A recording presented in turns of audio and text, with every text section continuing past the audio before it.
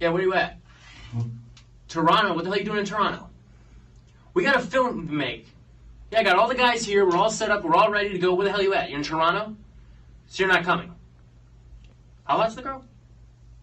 That's not important right now. What's important right now is I need you here to film this fucking movie. Cat?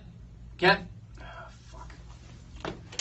Well, sorry guys, he's not coming, so I guess we're gonna have to call it a day and go home. Sorry.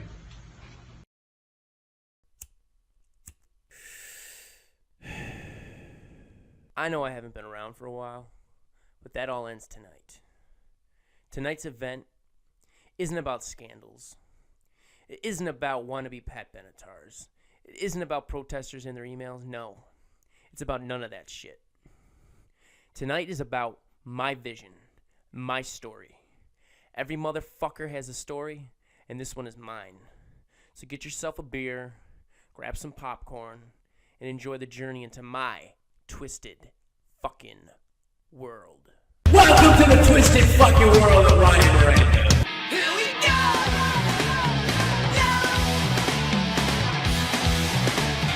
Save the conflict for party, conversation. The world is loaded. It's lit to pop and nobody ain't gonna stop.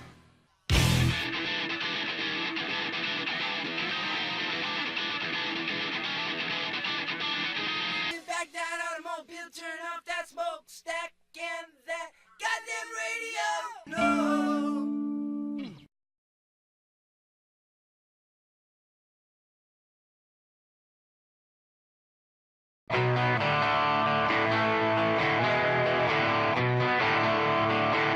Okay, let's go. All right.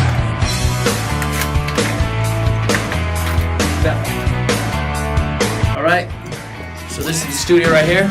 We got the whole thing here. Go up here first. The free-for-all, original free-for-all poster. It's cool. We got second free-for-all poster right there. The advertisement, original advertisement. Now, if you look over here, this equipment right here I don't use. My other equipment's in storage right now back in my other studio. So, and this stuff I don't use, but if you look up here, I got some stuff here. We got a Bart Simpson action figure given me by Matt Mitzer. Little cool dude. We got The Rock. We got a couple things here. This is pretty cool. This is a backstage pass. So when I got to Roadie for the Winery Dogs a couple years ago, it's pretty cool. You guys are pretty cool. We got it right here. This is pretty cool. A couple years ago, I was involved in a contest where it was a giveaway for a autographed 6 a.m. record, and I won. But the best part is down here. Rolling Stones announced 2015 North American Tour, so my name is with the headlines of the Rolling Stones. Look up here, we got, to me, one of the most beautiful rock stars on the face of the planet, Susan Huffs from the Bangles. That's right, I'm a Bangles fan. You want to argue with me about it? Don't argue with me. Don't judge me. Right here we got the Tragically Hip's poster for the movie, the final show. Rest in peace, Gord Downey. Over here, this is pretty cool. Free Fallers poster from the movie Free Fallers, directed by Rick Mossy. Very talented local Buffalo filmmaker. He's got a YouTube channel on YouTube titled Tales of the Dark and Light. It's more of like a series of episodes, kind of like the Twilight Zone. Very good channel. I've checked it out many times. You guys should go check that out. It's a great channel, great dude, he's a real nice guy. He's a real good friend of mine, Rick Mossy. And they put that up just for me. So that's the studio. This is where most of the shows, every show's happened except one. Ryan Witherby's episode was done across the hall here. I think they were doing something today. I was going to do the show with, I think, the Wi-Fi or something in here, so we didn't get to do it here. So, yeah, this is the studio.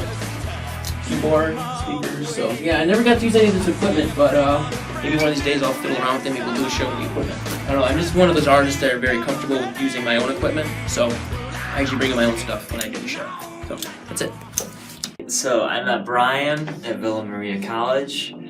It's been a while now, and we became friends because we share a lot of the similar tastes in music, primarily rock and roll and classic rock.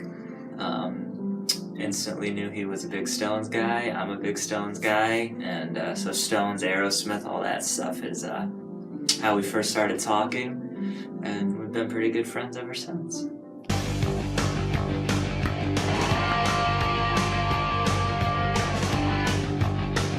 I went on and joined band when I was younger, worked with some producers. I got into music when I was really young, about 5-6 years old, and got into bands like Motley Crue, Alice Cooper, Aerosmith, Led Zeppelin, Stones, Steve Earle, Southside Johnny, the Jukes, bands like that. But the band that really got me really into it is the band, the Headstones. And this guy right here is the reason why I'm sitting here right now, Hugh Dillon. Always been a big fan of him. I met him when I was about 7. It was an amazing experience to get to meet your hero at age 7. I didn't realize how big of a deal it was until later on. I got to really appreciate it more, but he's a real cool dude. And I think what got me into him more than anything else was the attitude. You can see sort of what he's done kind of rub off on me, with the jackets, the look, the whole attitude thing. And that's what rock and roll to me was about, the attitude. It's about the music, but it's also about the attitude. To see these bands nowadays, they're like, come up with these songs, but there's nothing else there. It's just their music. Where he did the attitude, the music, he used the whole package. He had everything. So that's why I'm really into music. It's like Hugh Dillon.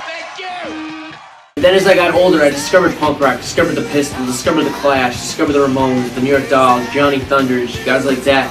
Then, it just became an obsession from there where I discovered the blues, Jerry Vaughan, Eric Clapton, Twain Allman, all these great musicians. It just became an obsession to find all these guys and learn about them, learn about their history.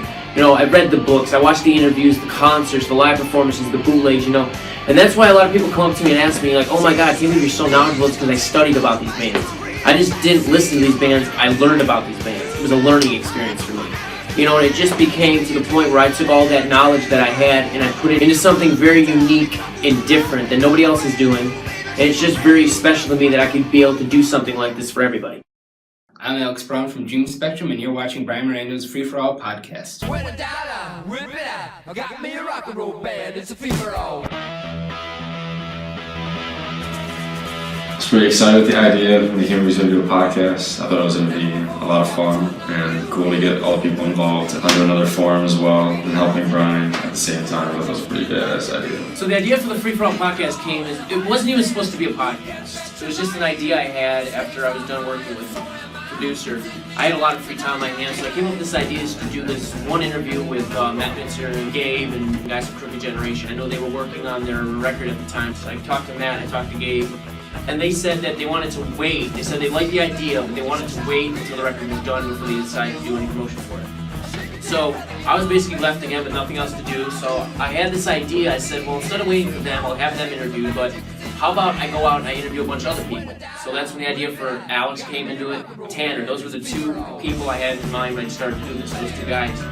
So then I decided, why don't I just do a podcast where I just bring all these people in and they can promote whatever they want to do, and we can talk about whatever we wanted to.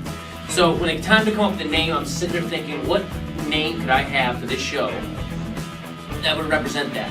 And that's when I was thinking, I remember Alex was telling me about an Uncle's Bar, and I know Ted Nugent played there. It's like Ted Nugent Free For All podcast, free to do what you want, say what you want, and not have to worry about any consequences. Another thing is, there's so many good bands out there that got so much talent and so much great music, just that they don't have any outlets for them to show off their talents. Bands like Dirty Smile, bands like this, bands like Modern Gentlemen, bands like Winsky. There's no place for these guys to go perform their music and let it to the world, And that's what I wanted to do. I wanted to bring these guys on the show and let them promote material. Let them talk about the band. Let their band get exposure. There's a lot of bands out there that got so much talent, they just don't have the exposure. So I just decided, why don't I bring them onto a show, interview them, and let them do their story like any other band has done. So that's how the Free For All podcast got started. The show's cool because he interviews a lot of different people from different musical backgrounds. Some people aren't even involved in music. Maybe it's fashion or comedy, or maybe they're trying to do something else that's not musical, even though most of the guests are in a band or play music. But even the musicians that he does have are different styles. So it's not like everyone just plays rock and roll or everyone plays maybe pop punk or something like that. It's a pretty good variety, so it keeps it interesting. What is Red Rose? Actually, I was a modeling and acting teacher for many, many years, and basically I love the whole teaching process of it. So what Red Rose is basically a company that's teaching models how to be healthy and the whole business aspect of it, and teach people about fast fashion and teach everything that they need to learn. Kat is a real sweetheart. I remember when I wanted to do the podcast, right before I did my first interview, I was talking to her out in the lobby. about this idea I was having of getting to do the interview and everything. She was talking to me about Red Rose. So I remember I did the interview, and then later that night, I remember she messaged me asking how the interview went and all this stuff, and it just clicked. Maybe I should have a model on the show. Now, I knew nothing about modeling. I knew nothing about the industry. I knew nothing. I mean, I know models and everything, but I never knew anything about the industry. I asked her about this to come on the show and promote Red Rose, and she agreed. And she was fantastic. I had a couple worries about how she was going to, react to being on recording and everything, but it turned out great. And the thing that was great was that, unlike other guests I've had on the show where, I've known Crooked for a long time, Alex for a long time, Tana for a long time, and Samson for a long time, that it was different with Kat because I didn't really know her that well. I've talked to her here and there, but I didn't really know that much about her, and it was great because right before we did the interview, we sat in the studio for like an hour and a half and just talked about everything from music to movies to whatever. And it was great. The interview turned out great. The fans really loved it, but the best part about having her on the show was that she was so involved with the whole process. From the beginning to the middle to the end, from the final product. I mean, usually the way it works is with these guys is they give me their portfolios, they give me their, their press kits, and they tell me, here, take this, do what you want with it, let's see how the show ends up. With her, it was like every little detail had to be perfect, which I respected. It was sort of like a co-project with her. It was where, I was the producer, she was the assistant. So she sent me every little thing she wanted from the beginning to the middle to the end, to the songs, to what photo went here, and it was great. And I really enjoyed it. I remember, in fact, the funny thing was, I remember the intro video. You've seen the intro video from the interview. The original song was not supposed to be that song. It was supposed to be New Rose from Guns N' Roses. I remember I sent it to her through Messenger. I texted her the video, the beginning of it. And she said, no, I don't want it to be too rocky. I want you to send this song. So I had to go back and change that. There were so many changes on that interview. It was amazing, but it turned out real great. And I was very proud of it. And I really wish her the best. I know doing some fashion shows right now, and who knows, maybe she'll have her own show someday. So Bryan, he's just just a quiet, peaceful individual who it was a great experience doing the podcast with him. You got to get him to come out of his shell a little more. I don't know, you have to really get to know him before he really starts talking to you, because that's just the type of person he is. It's not like he'll just talk to anyone and say whatever he wants or anything.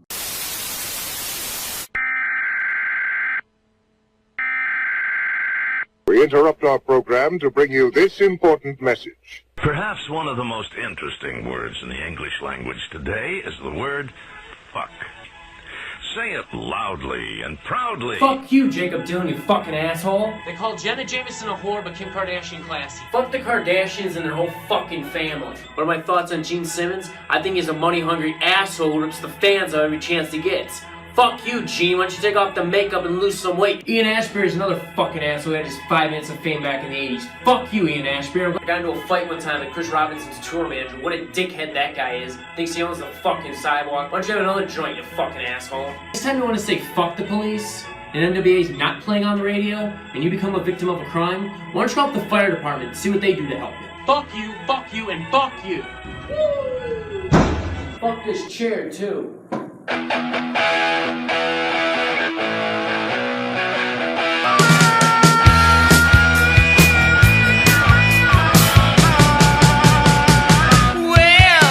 People take what I do and say so seriously, and they don't take the time to realize that a lot of it's out of entertainment and out of a joke. A lot of people don't realize is, yeah, there are times where I do go off, and there are times I do say things because I believe it and I feel it. Other times I say it just to be funny and just to see how outrageous I can be that day. See what boundaries I can push before there's a problem. That's what I've always done. I always push the bar a little higher to see how far I can get away with something. And, it just annoys me that people take everything I say seriously. Like, there was a guy one time who came up to me. I forgot what interview it was. And he said, I can't believe how intelligent you sounded during that interview. I felt like saying, I said, oh, thank you, but I felt in the back of my mind, I was like, I can't believe how fucking stupid you are that you took time to listen to the interview, but would actually believe that I wouldn't be that intelligent.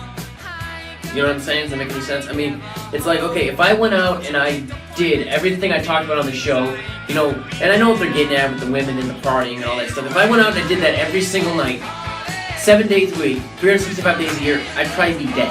There's no way in hell somebody can live that lifestyle every single night without paying serious consequences. It's because I've unfortunately been around people that have done that. I've seen friends die. I've unfortunately been there, and I've seen all this crazy shit, and I've seen a lot of shit that most people probably wouldn't believe. being in the music field and being around people in general, you just see a lot of horrific shit. A lot of the stuff's good, but I mean, there's a lot of stuff that I really don't feel like talking about because it's just horrible. You know, these are friends of mine that fucking unfortunately passed, so, you know, it's very hard.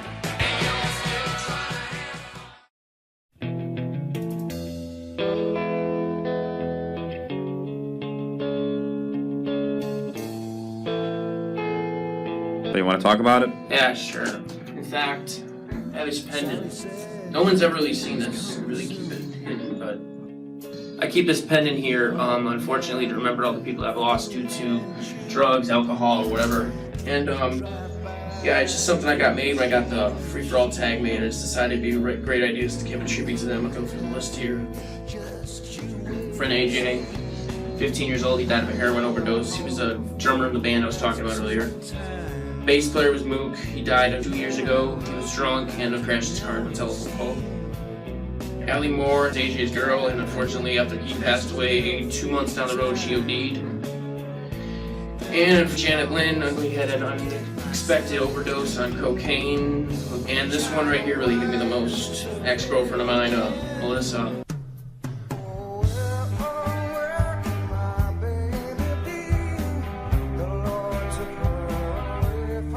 Happened with her was, well, let's get the backstory. We dated for about, 2 years on and off. Remember, we were like 15, 16, and on and off.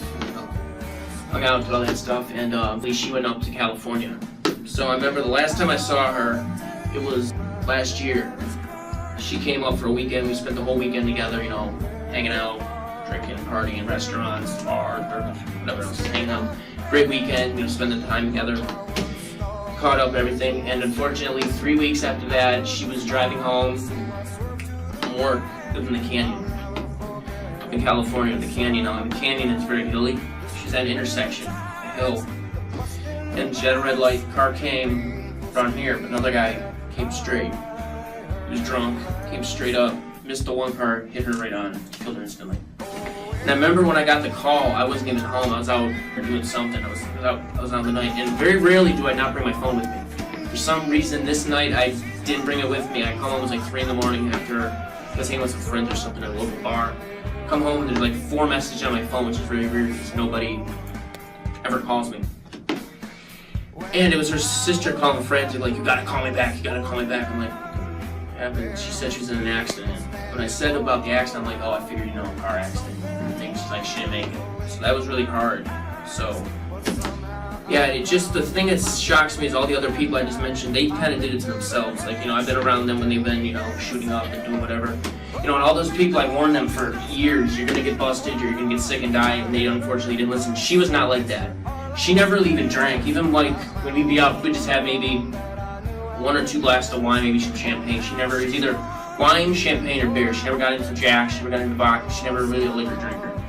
It kills me that someone like that unfortunately paid the price, you know, when we were all doing the same shit. So that's why I kind of stayed away from all that stuff, because everybody I've ever known, from Keith Richards to Johnny Thunders to all those guys that sit there and they're all these drug addicts, doesn't seem like they're having that much fun. Maybe 6 even. Doesn't seem like they're having that much fun. You hear about the starlight and the money they're making, but you never see the addiction.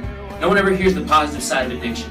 It's either they either died, got arrested, got busted, or they went to rehab and cleaned up. I've never seen a musician start from getting fucked up to going all the way to the end of their career getting fucked up. It's either there's got that point, where that wall is, where they hit. I think that's what the downfall is. And I've been lucky enough to not go down that downfall because, unfortunately, I have been offered the needle. I have been offered the blow. I have been offered the pills. I've been offered every fucking drug you could possibly imagine, and I didn't turn down every single one of them because I didn't want to go down that road.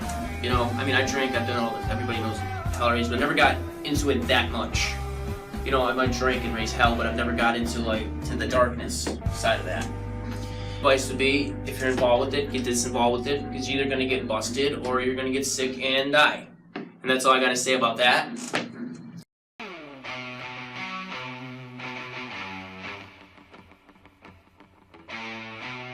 They sit there and they all talk about the partying and all this stuff. They don't realize all the other stuff I've done. You know, I've worked in clubs.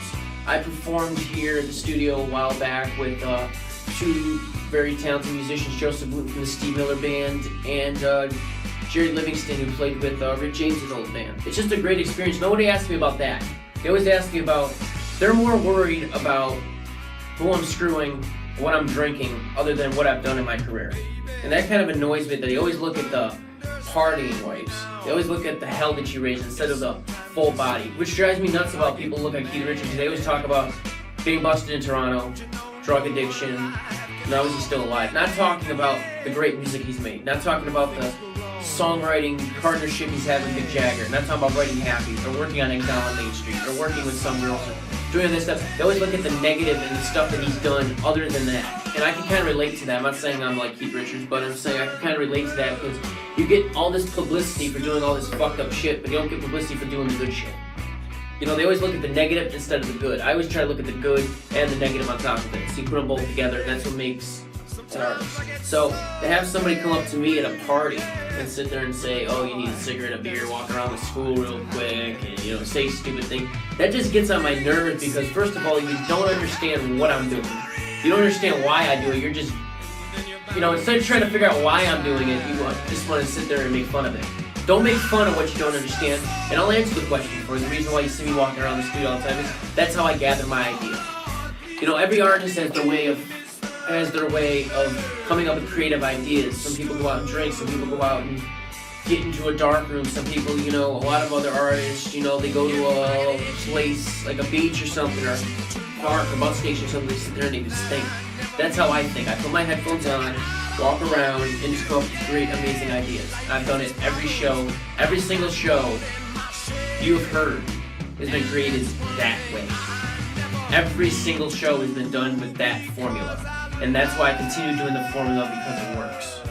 So don't be sitting there saying, oh, doing this, thinking I'm being weird. Every artist is weird in some way, shape, or form. You just don't see it. You know how many weirdos are in rock? How many weirdos are making more money than me and most of everybody else on this planet? Because they were weirdos. Think Springsteen was the normal guy? This is one of the greatest musicians of all time.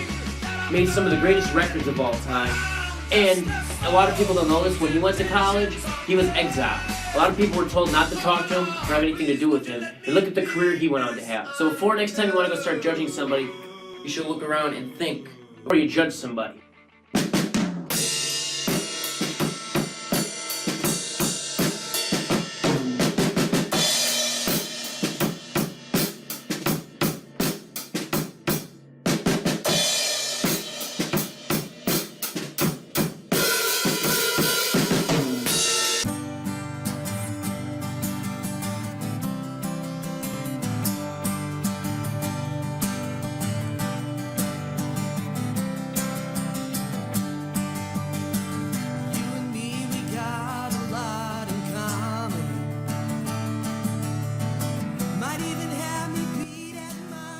Yeah, Kevin Sampson, I've known him for a while. You know, he's in the band First Word right now. He did Innocent Bystanders, Jealous Unknowns, and actually when I started doing the show, he was one of the guys I had in mind. But what I wanted to do is I wanted to wait, because I wanted to test the waters with the other guests before I brought someone in with that caliber, you know, with all the stories and all the history, because he's been around this business for a long time.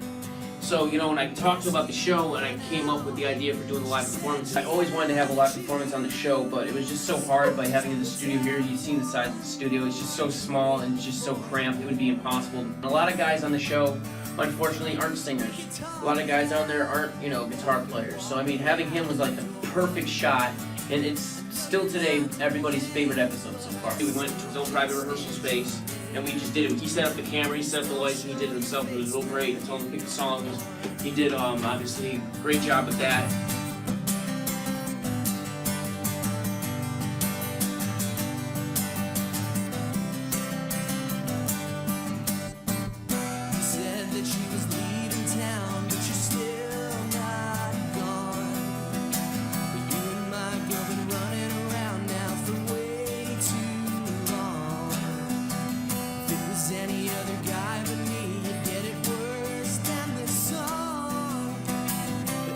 Waste my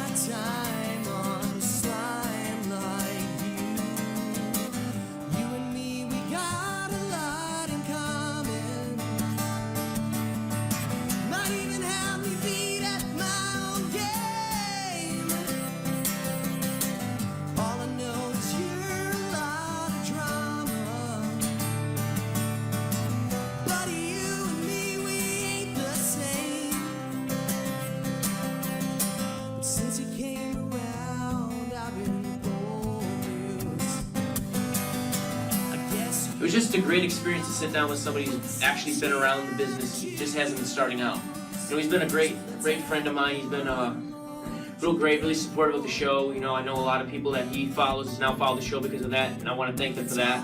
You know, he's just a great dude. You know, he's been around the business, knows what he's talking about, you know, knows his music. And that's where we actually started to get to know each other, was through our love of music and everything. So it was just a great experience. I can't thank him enough. He's been a real big part of the show. And I know he's got his projects going on with First Ward right now, and all the stuff he's told me. So I want to thank Kevin for that. Well, I really enjoy being on Bryan's show. I think that the great part about Bryan's show is that it gives artists an opportunity to talk about their music and to kind of explain things in a way that they don't usually get an opportunity to, at least with local artists. And the great thing about Bryan is that he really puts time in and effort into asking questions that would help you explain what you do and why you do it. Give me a ticket for an aeroplane. Bryan's show has helped inspire me to do things in the music business that I've always wanted to do, but thought I had to be perfect to do them. So when I watched the show, I gotta say, a little bit amateur, but I admired his effort. See, that to me is a real great feeling when I get messages from fans saying how my show helps them. You know, it's happened so many times. I got so many people commenting how great the show is, keep up the good work and all this stuff, you know. And it kind of beats the negativity. You know, I got people that message me on Facebook saying how their show helped them with their project, or how it helped them pick up the guitar after not playing it for a while, or how it's, you know, helped them sort of come up with creative ideas. You know, it's just a great feeling instead of hearing all this negativity all the time saying how much the show sucks, how much they hate the show, how much, you know, they hear this about me, and they hear this about me, this person's talking about me, this one over here is talking about me. It's just so great to get the feedback from the fans saying how much they love the show. I got people, friends of mine that watch the show every week, and they say how great this one is and how I'm improving. It's just so great to see the fans get involved with the show instead of just putting out a show each week and never get the response. Most people go out and do something, but they don't really get the fans' reaction. You know, it's usually a thumbs up or a thumbs down. But when you get people messaging you saying, that was a great show, it really inspired me, that's what makes the show worthwhile. That's what makes doing this worthwhile. And that's what makes me want to keep doing the show and keep pushing forward and get better.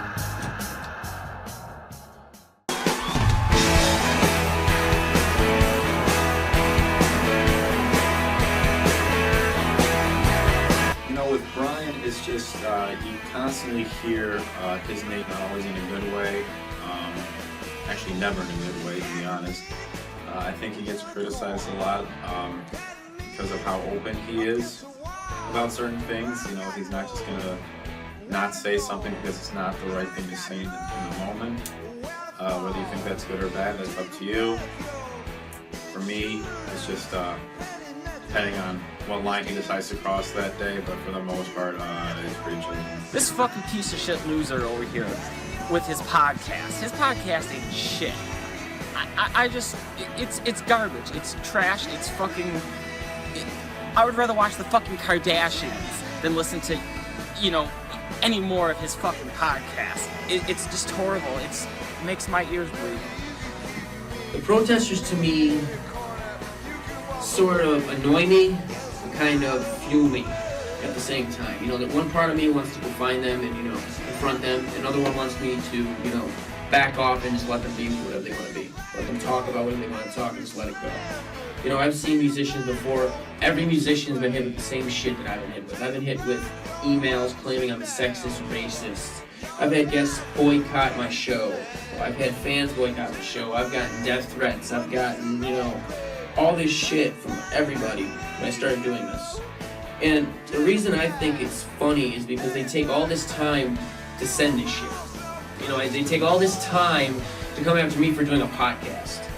You know, and it's just so funny that, like, it just shows how are they as a person. You know, I'm doing a podcast, I got a channel on YouTube, so I think they feel that by coming after me, it'll piss me off enough to where I'll go out and I'll mention this incident, I'll mention their organization's name or their name, and they'll get fucking publicity.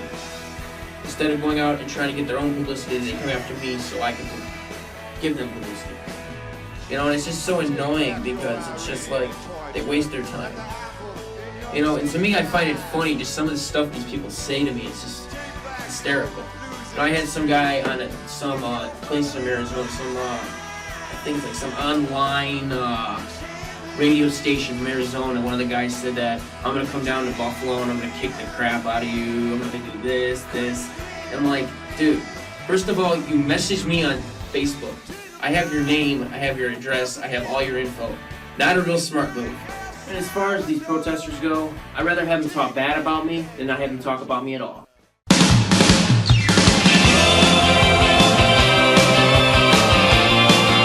I think Bryan has worked his ass off for this show. It's definitely something he's like super passionate about. You can tell he puts a lot into it. He's always excited about it. He's always talking about it. He's always got new ideas. He's always trying to keep it as current and updated as possible. And so it's been really cool to see and watch him get super into something, because we all know how he can be. Hey, it's a unique thing. You know, nobody else does it here. It keeps it local, which is cool. It keeps it to the school level, which is nice. So yeah, he's doing some good things. It's off to him. I think Bryan's he's a good entrepreneur. I think he's got a lot of good ideas. He's very dedicated to his show and his podcast, and he really wants to make this something that could get big. So I'm all for that, and I think that he's on the right track. He's always very determined, and he seems to have a pretty good work ethic.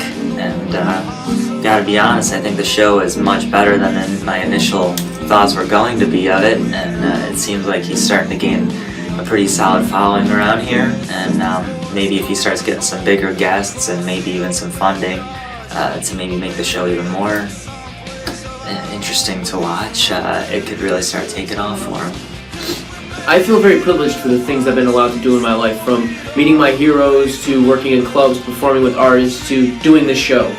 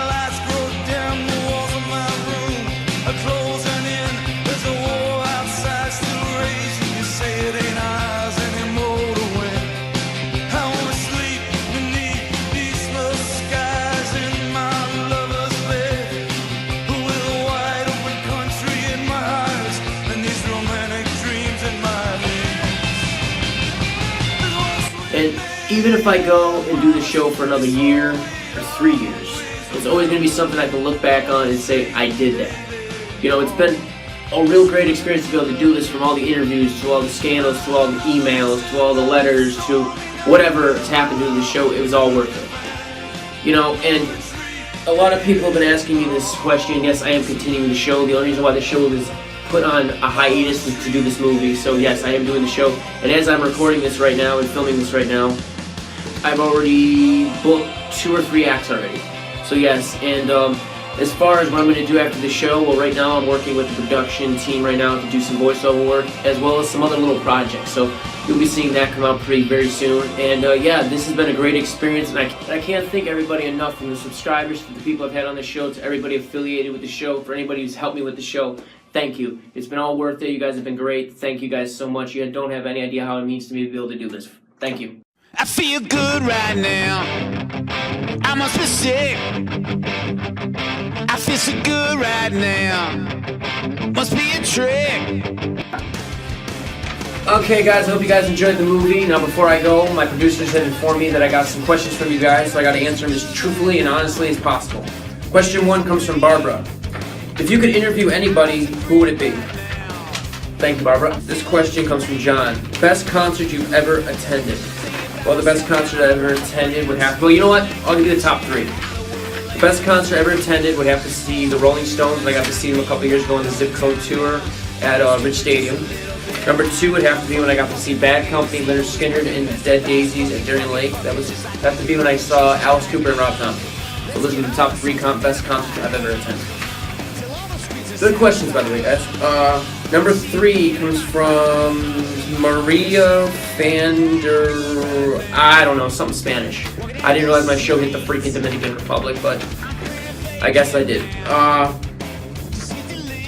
Her question is your guilty pleasure song. Now, this one is probably going to shock a lot of people, but my guilty pleasure song would have to be This Afternoon by Nickelback. Now, I know Nickelback isn't a cool band. I know nobody likes Nickelback, but I like the song because of the music video.